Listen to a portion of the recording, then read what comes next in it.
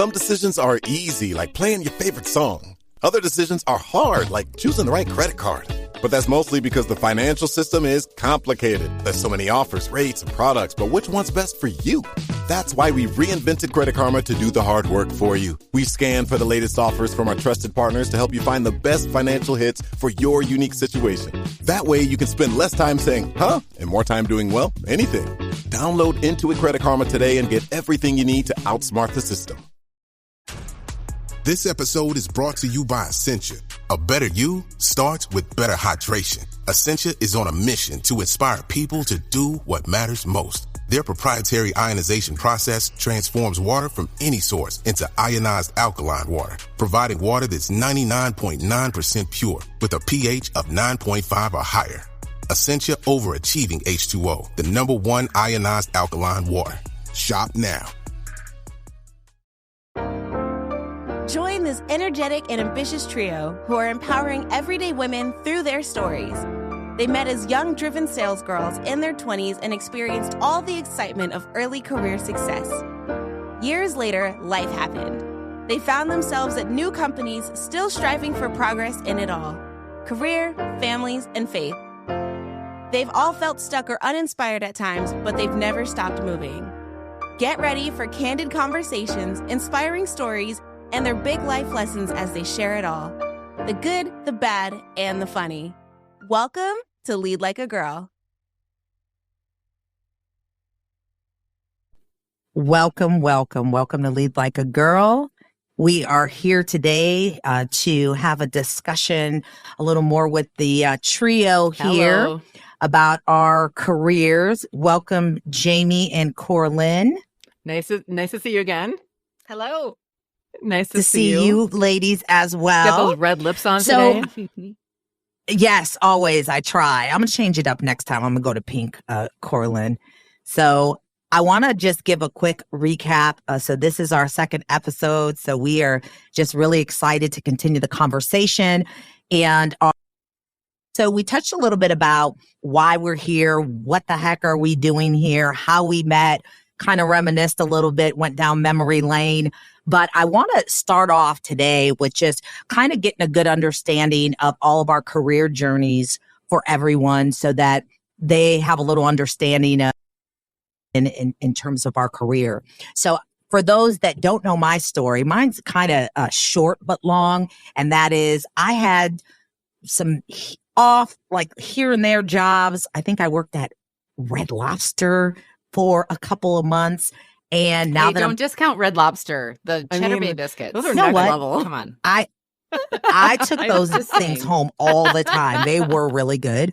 And actually, now that I'm thinking about it, I was going to say that was really my only job. But this is funny. I don't know if you guys know this. Fun fact. I also worked third shift in a plastic factory. What? Yes. Doing yes. what? Yes. I have no idea. Making plastic shit like a plastic, like.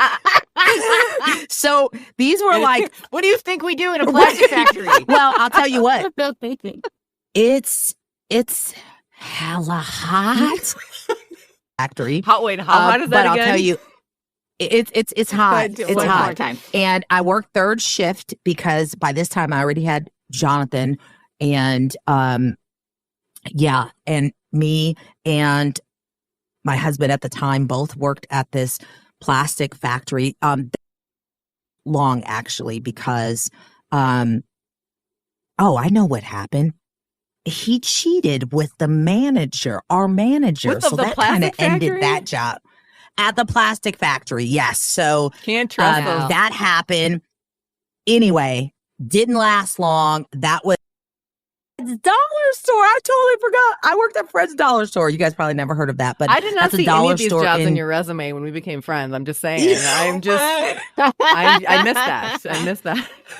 They're not on there. And you know that brag sheet that I talk about too, that one pager? Yes, I do. Not on there at all. Okay, so Red Lobster and the plastic factory, all in Kentucky, short-lived, not anything to really talk about. So my first real job, as I talked about, I started my sales career 19 years old at our previous company and almost 20 years. And that's kind of my journey, starting off as a telemarketer, ad in the paper, got hired on the spot, and then went from telemarketing to sales, and then fell into that manager role just because I was the only person who knew how to disperse hot leads. You guys know what that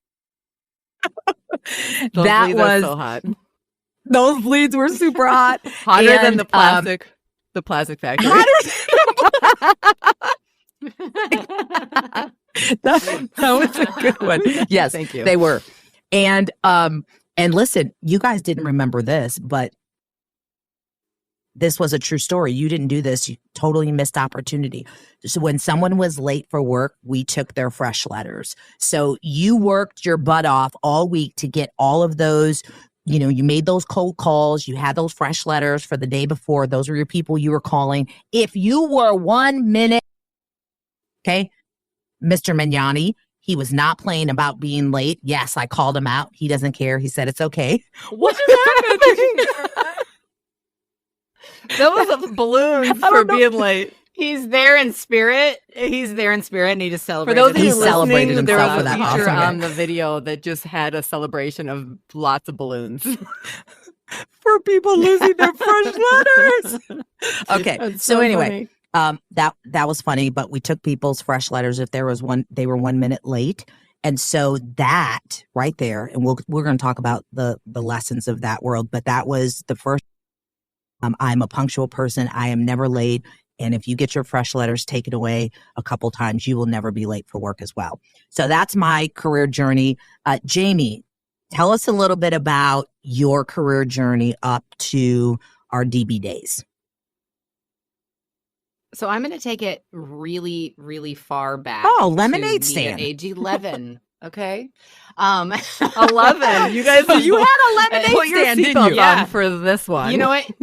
Here's the thing, guys. When you live in Iowa and you grow up in Iowa, you start work at 11. Oh. Okay. So yeah.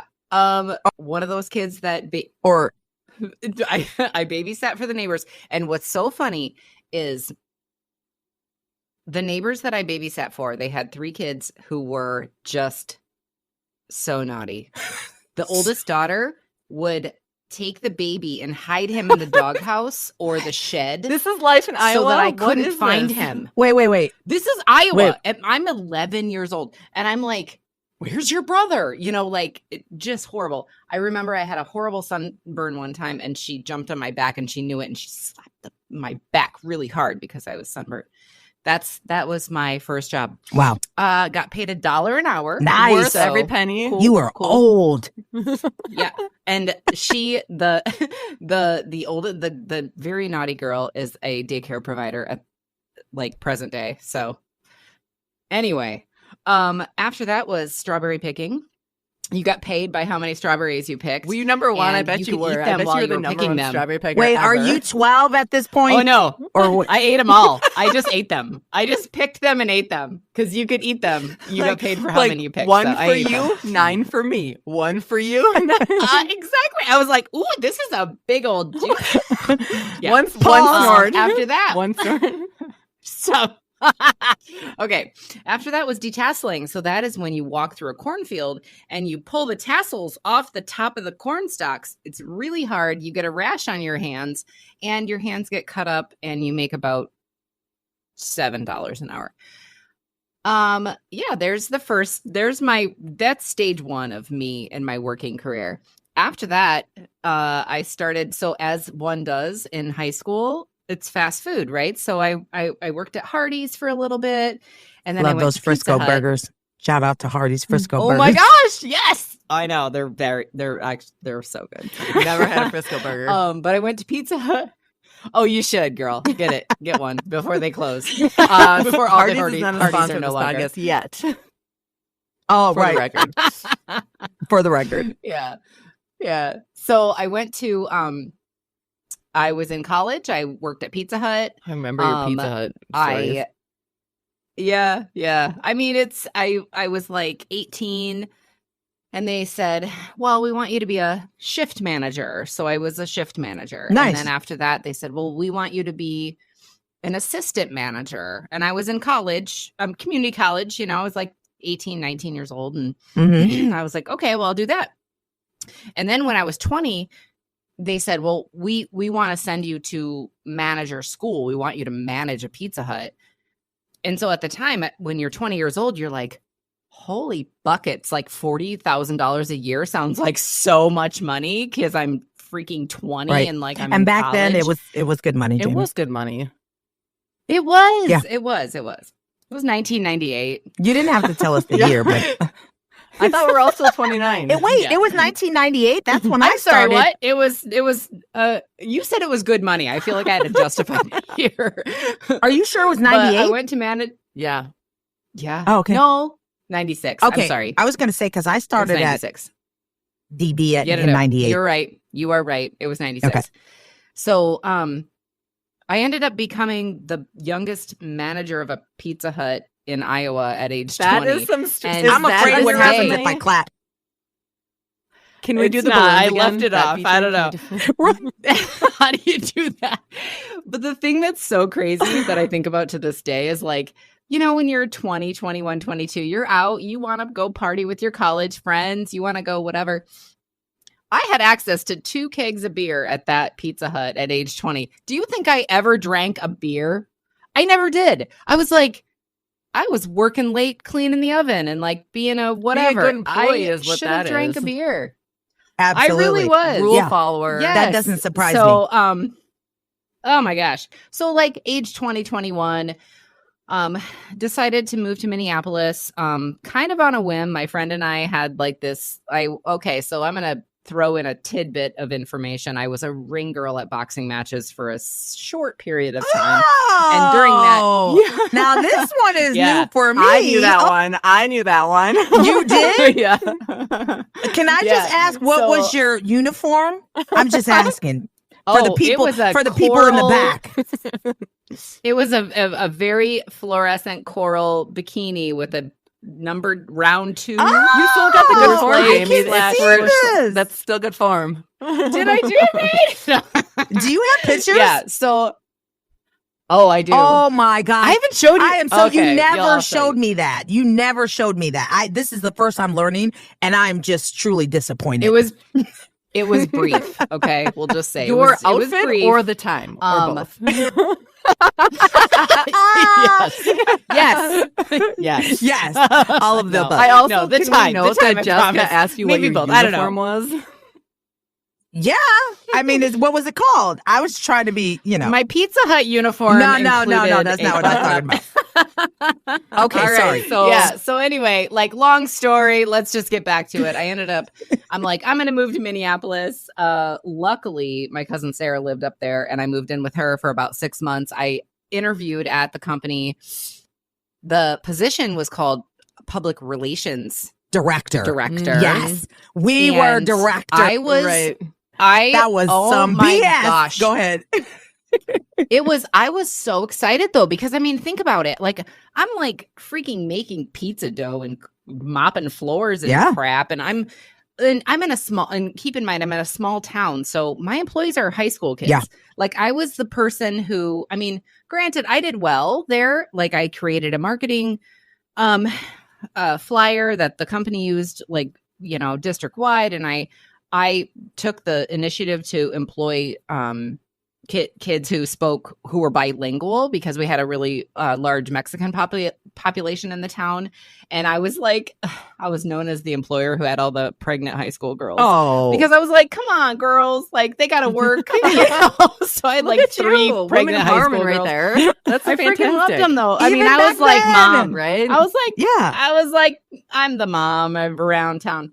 But so I mean, I did have I learned a lot from that. But when I started, when I moved to Minneapolis and I got the opportunity to work for this company, it was like one of those things where it's like, holy buckets, I can wear a suit and heels. I can learn a new trade. I can take all these things I learned from being a manager of a fast food place. I mean, essentially fast food, and just being a manager of a business. Yeah. And, use it. Yeah. And I mean, I don't discount Pizza Hut. I mean, I did consumables. I did inventory. I hired and fired. I did PR. I did everything. And I learned a lot in a couple of years as, a 20-year-old. So I didn't intend to speak that long about that, but that was my journey up until the company that we all worked for, that we all became really huge successes at. Well, so and that makes total sense to me why you were a huge success at that company. And this is why I love story. A piece of our story is really important about who we are today.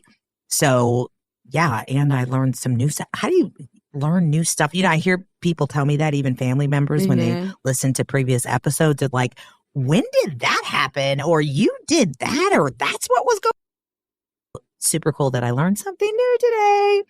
Coralyn. Now, she gave us a little bit, but give us a little more in terms of your whole career evolution up until our DB days. Yeah. So I also had my share of really crazy beginning jobs. I'll tell you this, my first job that I ever got paid for outside of babysitting or whatnot, I was asking my mom, I wanted to work, and I was 14, maybe 15. I think I was 14 years old. And my mom had said she had a friend of hers that owned a temp agency and that he could get me a job. And I said, great. Didn't have the wherewithal to ask anything, what I'd be doing, what the job is. She talked to him. He said, great. You know what? I can pick her up, have her be ready on Sunday night at 3:00. And I said, okay. I actually didn't even know what I was going to be doing. And so he said, just wear just normal clothes. You don't have to get dressed up, anything like that. Turns out I was a dishwasher at a local country club. And this guy picks me up in an airport van with people that, I'm not even kidding you, the whole van was filled with, it looked like convicts. And me, 14-year-old girl, get on this bus. And I open up. What do convicts look like? Wait. What do convicts look like? I mean, really, you guys can imagine. Curious. All dudes. Please tell me. I mean, maybe 10 teeth amongst 8 people, and dirt. It was. Were they in orange jumpsuits? No, they were not. I'm just asking their uniform. It was a very quiet conversation. I just was sitting in the corner, not chatty at all. But I go to this country club, and the guy comes in. He's like, "This is how you wash the dishes." And I put on this apron, and I don't know what they had for dinner, man, but it was so nasty. It was fish and like some sort of green jelly or something like that. And I did this wash dishes for probably like 2 or 3 hours. I think that's called slime. It was. And I'm like, this that is was what salsa. They serve at the country that was club. salsa. So gross. And while I'm trying to wash dishes, I've got 3 dudes trying to hit on me. And I'm just trying to tell them, like, I'm in high school. Like, I am not your person. Like, and I had to get back on this bus and ride back to my house. And my mom is just, how'd it go? And I had to come back and say, I don't ever want to do that again. Ever. Right. However, I think though that like your Pizza Hut job, I've worked retail a little bit. I think that those jobs where it's heavy service, heavy people, or whatever those jobs that people take for granted, so you have to have that job at some point in your life, because I never took for granted. A lot of my story is I worked in the restaurant industry. And so the dishwasher job, it sucks. And in my opinion, like it's somebody has to do it and it's fine, but it just like, I appreciate that. And I appreciate that. So anyway, so that was my first job. I worked at I worked at a toy store. I worked at a hair salon as a receptionist for a little bit in there. Fast forward, I went to college and I went to school, kind of bebopped around for what my major was, but I settled on an entrepreneurship degree. So everything that we did and learned was... Some decisions are easy, like playing your favorite song. Other decisions are hard, like choosing the right credit card. But that's mostly because the financial system is complicated. There's so many offers, rates, and products, but which one's best for you? That's why we reinvented Credit Karma to do the hard work for you. We scan for the latest offers from our trusted partners to help you find the best financial hits for your unique situation. That way you can spend less time saying, huh, and more time doing, well, anything. Download Intuit Credit Karma today and get everything you need to outsmart the system. Ah, yes, the magnificent Trolley Sourbright Crawler, also known as Trollicus brightolus. The worm's captivating neon colour makes it an easy, gummy prey. Trolley! It's a surprisingly sour, invitingly chewy, staggeringly snackable species unlike anything else found on this planet. Eat me! Delicious. Visit Trolley.com to shop now. Trolley, eat me! Business. So lots of accounting, lots of economics, but it was bootstrapping courses. It was how to write a business plan, how to do all these things. And in between there, I had gotten a job while I was at school. I had a work-study job working at the university. I had to work while I was in college. And so I just went, and my work-study job was, I just wanted to do the thing that you got paid the most at. Same as Jamie, I worked at the university. I got paid $7 an hour to cold call anybody that was connected to our university and ask them for money. So that was actually the real my first job of doing any kind of telemarketing, any kind of relationship building.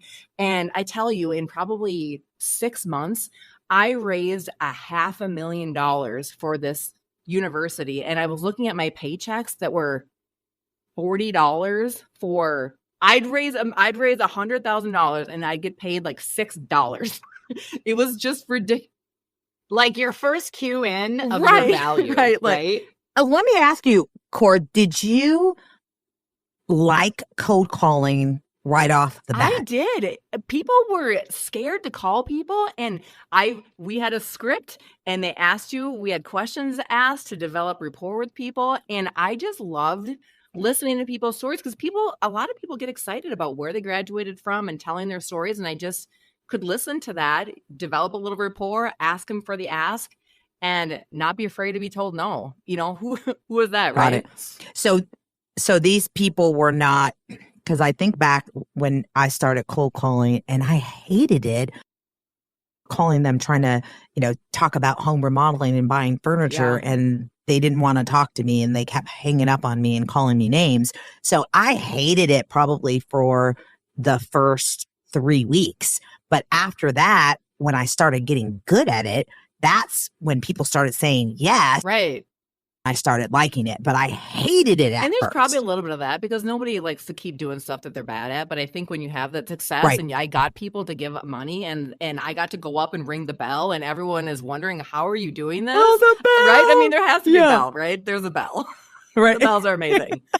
But so I had Big, loud things. A What are those gong? called? Like, yeah, we had one of those in our showroom. I mean, in our call center. That's great. Anyway. We did not have a gong, did we? We didn't. No, we didn't. Anyways, after that, I just had gotten a clue. I was like, I need to get another job. I feel like I can do something different. My grandma knew a restaurant owner in downtown St. Paul, and she said, "Why don't you go down there and see what he's got to offer?" So literally walked in. I'm noticing a theme here. It's about Cor, who you I don't know. right? Well, I'm feeling there's a little privilege happening here for you, where you're like, my mom and she told me to go, It and sounds glamorous. my It's grandma not. knew someone. Yeah. It was. I love it. One. Okay, go ahead. No, but this is a good thing, and it's good that you learned that early on because my grandma didn't know no one, my mama didn't know no one, my dad didn't. Well, they knew a lot of people, but none that were going to give me a job. Right. So, but that's had exposure to that and learned that early on. One other question I wanted to ask both of you, I think another theme that I'm hearing is you both started working at a young age, and I didn't hear any breaks here. I feel like you started working as teenagers ever since. Is that right? Is that had a break from a job outside of vacation? I've never had a sabbatical, never got laid off, and never had a job ever. Jamie? Ever? I don't think I've ever only had one job. Oh, Yeah. Oh, I'm not- yeah. We're going yeah. to get into that because Jamie's a gangster like that. I do not think I've There's ever always been a had side one hustle in job. Jamie's life, no Never. matter what. Yeah. Or a full-time, or two Right, full-time yeah. hustles. Or just 2 full-time jobs, right? We're not going to go in there. We're not going to For open up that 4 can of worms years. right now. But sorry, I just wanted to We're make not doing sure that I now. was. No, yeah. And I think the same with you, Jessica. Like, when you think about like how young you got started, I mean, you you have responsibilities as a Mhm. young person, and even if it's not a typical job, I never have you ever not had some source of income, some Mhm. sort of income since you were Never. young age? Yeah, we didn't have anybody. I don't think any of us had anyone just giving us money. We didn't have a trust fund. We didn't have, so it was like, oh, okay, you need money. And in my case, oh, you have this kid, you better make some money to feed this kid. And so that was that part. Right. But anyway, so Coralyn, get this job you talked about. Oh, yeah. So the then guy I go, bouncing the check. yeah. So in between there, I had developed a love for the restaurant industry. So I started working at the restaurant industry as a server at this restaurant bar downtown St. Paul. My first night made $100 in 4 hours. So yeah. And so I just thought I had been doing this wrong for so long. I would come back to my dorm and I had a car. I had somebody pick me up from work. I didn't have a car on campus.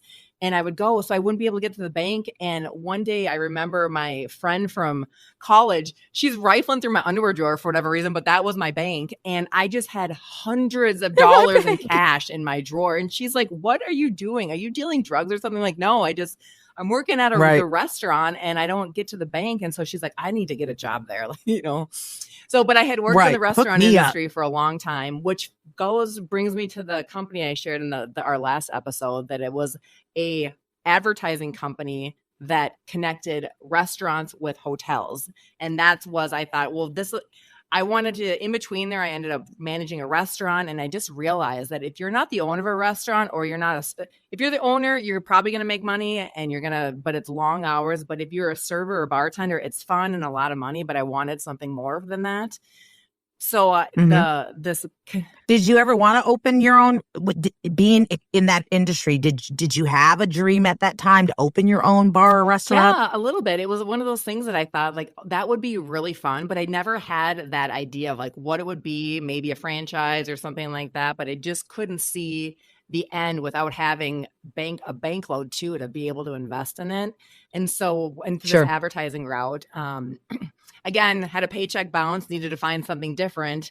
Fast forward, interviewed with the company and got that job, which I shared a little bit in the last episode and how that all came to be. But until I started putting this together, I just thought, the company was where I really started my sales career. But really, I just like with all of us, all these different things that we put ourselves into and the things that we worked on, even way back working as a receptionist at a salon, all were building a foundation for us to hit the ground running and really be successful at this company that we worked at. You guys agree? Absolutely. Yeah, no, I 100%. Yeah, no, I agree. And again, for me, I remember when I started at going to the interview and they hired me. Well, first of all, the interview consisted of asking a few questions, and I'm curious to know if you guys did it the same way. And it was the cold call script. So they handed you and said, well, wait, this is probably different because you guys were, correct me if I'm wrong, you were hired in a sales role. I was hired as a telemarketer. Right. So that's, I started from the bottom.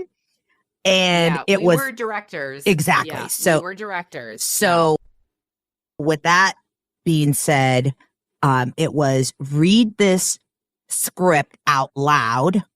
And I read the script out loud and it was like, oh, wow, you are a natural. You are born to do this. And I remember leaving there like, sandwich right there. Born to be a Okay. But, and here's. You know what though? Can I just say telemarketers make so much money. It's phone sales. It's sales. I mean, that's a great freaking job. Like you make so much money as a telemarketer. Yeah. Just throwing that out. Well, especially with, commission involved. And I thought, the one thing that I took away when I got hired, when they were going over the pay, I want to say it was like $4.50 an hour. Mark, paying but Jessica when $4 you an memorize, hour. Yeah, I'm pretty sure. Seriously, $4 or $4.50 It couldn't have been any more than $6 an hour. Seriously. This was in 1998. Don't age us. Right. This was in 1998. And listen, this is what they said. They said, when you memorize the script verbatim, you are going to get a 50-cent raise. And I said, oh, okay. And I remember walking out the door and then turning back around and coming back in saying, can I have a copy of that script to take with me? And she was like, sure. When I got home, I asked my sister, is a 50-cent raise good? Doesn't it seem like a lot? And she's like, hell yeah, that's a lot. The last raise I got was like 20 cents. Yeah, that's a lot. And I'm like, oh, because this lady said, all I have to do is memorize this script and I get a 50 cents raise. And my sister's like, well, you better get your butt in there and memorize that. And I was like, well, I start tomorrow. She's like, you better get your butt in there and memorize that. And I came back the next day with it memorized. And I remember her saying, oh, okay. Remember I said it needed to be verbatim? Like, I didn't know what the word verbatim meant. And I was like, yeah, it's memorized verbatim. And she's like, oh, okay. And you just knocked it out of the park, right? Absolutely. Every pause, she every gave word. me yes, word for word. Yep.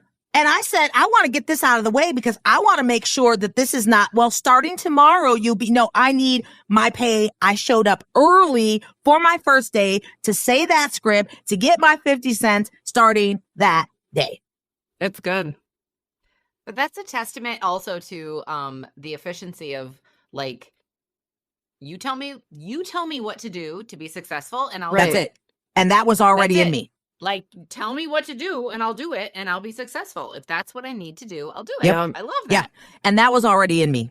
And that was probably first discipline, right? That paid off. And I got a 50-cent raise. And guess what? Almost 20 years, all the people that I hired, I made it a habit to give them a copy of that script. Right. And showed up the next day or a week later or whatever their first day was with the script memorized. I'm going to say 0. That's going to be my guess. Freaking 0. 0. Yeah. They just Seriously. You are a diamond in the rough. I think. But it's true though. I mean, I feel listen, like when I touched on it last episode, that's what I did with Jamie. Was the number one person in our entire company, and I'm like, I'm just gonna follow what she does. She's successful, and that's how it just had to be. And there's no shame in that. I'm gonna follow there's directions. no shame in that at all. No need to reinvent the wheel. No, not at all. Totally. And we talked about that with the future episodes where I was like, dang, I gotta ask the a-hole in my company to give me advice because he's the most successful, but it's like I gotta freaking that's not what you him, said, Jamie, though. It is not, but I'm being very PC for Coralyn. Oh, what? Oh, I like your. What did you say? Wait, what did you say? Holy buckets. Now I'm going to take that one away. On that note, I did say holy buckets, but all those holy buckets. I love that. Right, so that's my new word that I learned. What is their takeaway from this episode? Yeah, we got to wrap up. Yeah, guys. we're here at the end, and I think our takeaway here is that I love the fact that you ladies shared your career journey because I think it really is a testament of where we're at today, right, and how we got here, how we very successful in our previous careers for many years, always top performers. That this is the story. That's kind of where it all comes around full circle. Yeah. So your I think our origin next story episode matters, right? Where you came from and how you got here, it matters always. It absolutely matters. And here I want to next episode I want to kind of dig a little deeper in what we really gained. What was that life like for us? That DB this life is gonna be and a good one. what we learned. I can't wait to talk about it. And And then how it I all came almost feel like crashing we down. need to have an interview. We're interviewing each other. So listen, until next time, listen, make your week great. You guys any last minute thoughts before we're out of here? I just want to say thanks because I learned more about the two of you tonight. I love it. Than I knew before, and I love it. And I'm so glad that we all feel like super safe in the space of like telling each other and other people where we came from. That. Yep. I'll take that. More to come. See ya.